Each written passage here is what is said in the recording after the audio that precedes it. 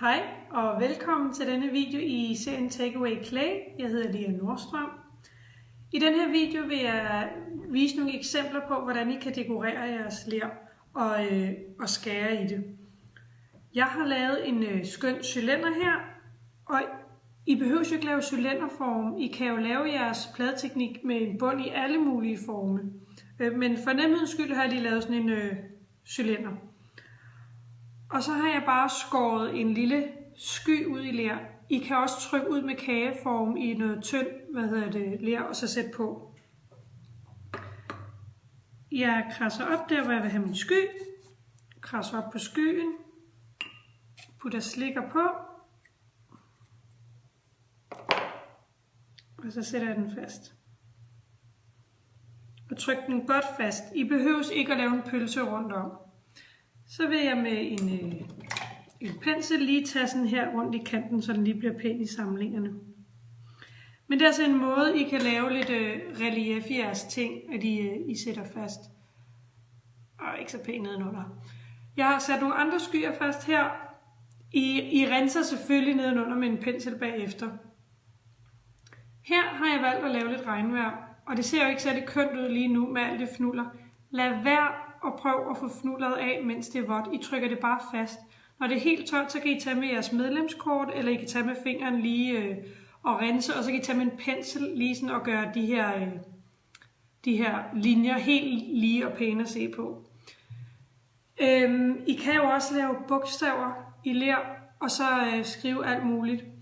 En anden ting, der er rigtig populær for tiden, det er jo de her bryster. Nu kommer der bryster under skyerne. Simpelthen lave nogle bryster, som I gerne vil have, og så sætte dem fast. Der kan man jo også trykke ud, så man får mave, eller trykke ind, hvis man hellere vil det. I kan altså modellere videre på jeres ting. En anden ting, det er, at det kunne også være, at I gerne vil lave noget, der havde et låg. Jeg har lavet en plade ler, som er læderhår, som jeg har målt, hvor stor jeg gerne vil have mit låg. Den kan man jo også trykke op, så den buer. Men den helt enkle version, det er simpelthen at tage en plade, så måler I herinde, eller I måler bare sådan med øjemål, så kan I tage noget læderhårdt ler, og så kan I sige, hvor stor er den ligesom indeni. Okay, den har den størrelse. Så skærer I cirka den størrelse. Og så behøver sådan en fals inde i en lågkrukke, altså ikke være så stor. Det er simpelthen bare for, I laver en ring, og så sætter I den fast på jeres plade. Og det er simpelthen for med lågkrukker, at hvis I ikke har den her, så når man tager krukken, så falder låget simpelthen af. Så har I en lille en til hold, og så har I en lågkrukke. Og på den kan man modulere alt muligt. Man kan også bare lave sådan helt klassisk, og så sætte den på, og så har man en skøn lågkrukke. Men det kan I også, hvis den buer op, hvis I ligesom vælger, at jeres lågkrukke skal bue, så laver I jo bare den her højere. Så det var en måde at dekorere på. Lad være at lade jeres, låg tørre på,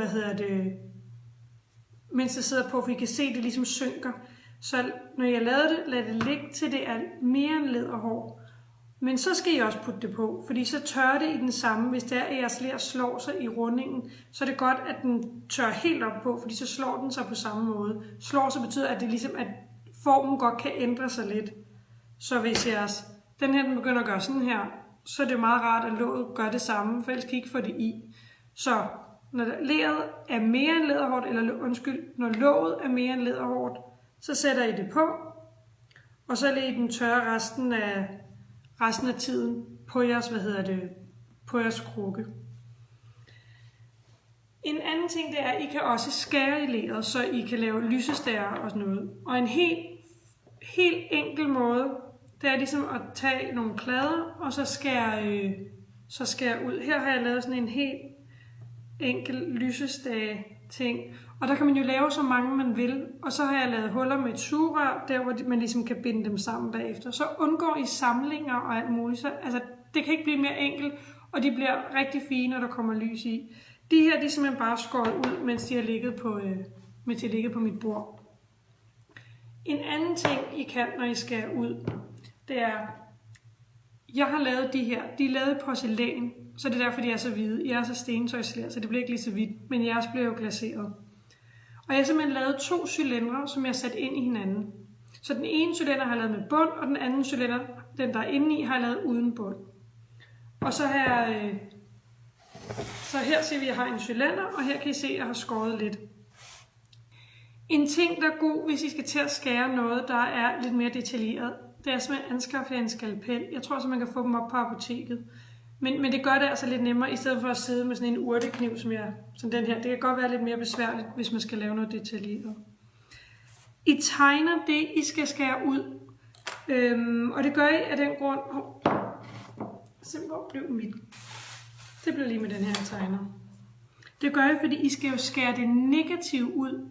Det hjælper ikke noget, at I begynder at skære selve træstammerne ud. Nu har jeg lige valgt, at det skal være træstammer. Men så få tegnet hele vejen rundt. De træer, I gerne vil have. Der vil jeg gerne have en gren. Og der er 3 der. Og så skærer I.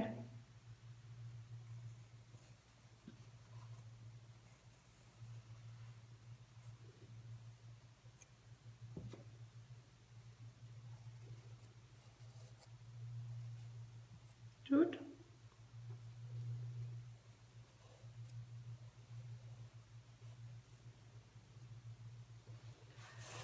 Hvis I synes, at det begynder at blive lidt blødt, og I ikke rigtig kan styre det, så kan I jo lave nogle områder, så kan I sige, så venter I med at skære den her ud. Fordi så holder den her, så gør den det lidt stabilt. Et andet trick, skær altid der, hvor samlingen er. Det er der, hvor den er grimmest. Så ved jeg, at jeg gerne vil have et træ her, og jeg gerne vil have et træ her. Så laver vi en gren hen. Så skal I selvfølgelig samlingen væk. Det er der, hvor den er tykkest, og det er også det der, hvor den er grimmest. Så det er et lille trick, jeg altid. Jeg skal altid min samling væk, hvis jeg skal skære det her. Hvis I synes, det bliver for ustabilt at sidde med, så gør som jeg siger med, at I ligesom lader et område sige, det holder den op på den her side, og et område her, der holder den op, så skærer I alt det andet. Og så når det bliver lidt tørre, så kan I skære de sidste, så den er mere stabil. Men det var altså også en måde, I kunne dekorere på. Og I kan også lave huller med sugerør, og så bliver det en smuk stjernehimmel, når der kommer lys i. Eller skrive noget, god jul, hvad ved jeg. Men altså, der er super mange muligheder. Jeg vil virkelig anbefale jer at gå på Pinterest, eller gå på YouTube og Google keramikidéer. Clay Ceramics. Så der er 1000, og der er nogle meget bedre instruktionsvideoer, og meget mere professionelle end dem, jeg laver dem. Men altså, fyr den af inde på det store internet, og bliv inspireret til at lave alt muligt. Nu har jeg givet jer sådan nogle basic, principper, I kan arbejde med. Og så glæder jeg mig bare utrolig meget til at se, hvad I laver. Og indtil da, så må I have det rigtig godt. Hej!